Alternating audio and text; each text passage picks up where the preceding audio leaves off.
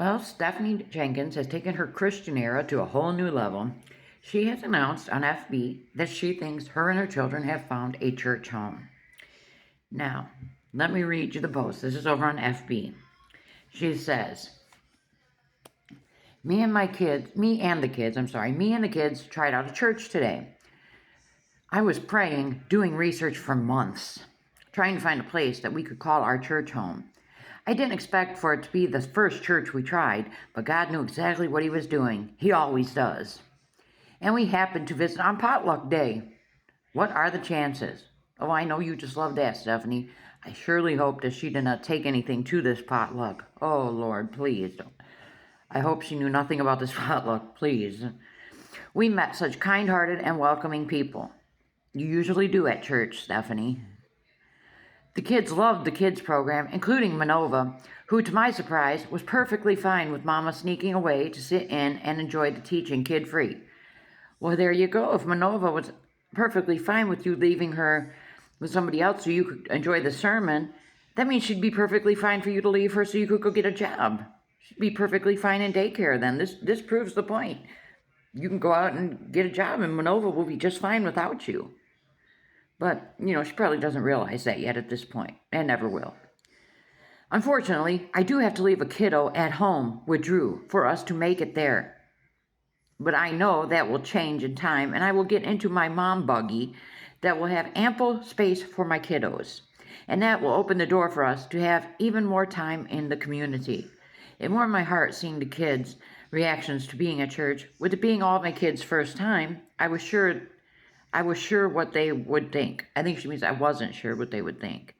Either way, I felt an overwhelming sense of peace and home in that church, and I'm excited to make it our church home. So she says she has to leave one of the kids at home. Any guesses which one probably got left at home?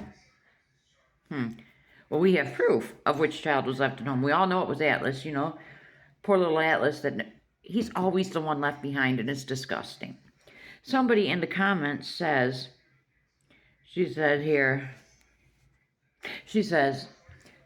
girl in the comments, she says, we don't even need to speculate which kid was left out. We already know it was Atlas. And Stephanie has the audacity to comment back to this person, or reply to this person's comments, and she says, aren't you just the brightest bulb? And puts a light bulb emoji. So she admitted that yes, it's poor Atlas that gets left behind once again. And Stephanie has no feelings about it. She doesn't care that Atlas is left behind. Now, in my opinion, it would make a whole lot more sense to leave Manova behind, because Manova's not even 2 years old. So it's good to have him in church, but she's young. She isn't comprehending the teachings or anything yet. She just wants to play. Well, I would think that Atlas would benefit quite a bit more from going and playing with kids his own age. I mean, the poor little boy is 3 years old. He's nonverbal and he's not even potty trained because Stephanie refuses to work with the little boy. I mean, he's old enough he could be in Head Start or preschool or whatever they call it now these days. But no, Stephanie can't even be bothered to potty train this poor little boy. Just think about this for a minute. What if, say, she allowed him out of the shelter room and took him to church with them, okay? And he's around kids his own age. What if he just started talking? Because maybe, she just tells us he's autistic and he's on the spectrum. She hasn't received any diagnosis of this. This is her self-diagnosing him, and he's just, moving along at his own speed. She refuses, to get this little boy help. But what if he was allowed around kids his own age and maybe he would start talking? Wouldn't that just blow her theory out of the water? But if she doesn't want to leave Manova behind every time, why doesn't she alternate then which child gets left? Then they all get a chance to go to church. And what is she talking about? Her mom buggy. What is that, the Target shopping cart? She's going to pile them all in the shopping cart? Because I know that they have no plans of getting rid of the Jetta, because Drew would never allow that. That is his baby, that car. I think that's the only enjoyment that Drew has in life at this point, is driving that Jetta. And, I have a strong suspicion that this is what Stephanie's going to do. She thinks she's found this church home. And that's for the kids. I'm happy for the kids. I don't believe Stephanie's there for the right reasons. No, I don't. I believe Stephanie's going to weasel her way in with these other members of the parish. And she's going to start spinning these stories, these poor me sob stories.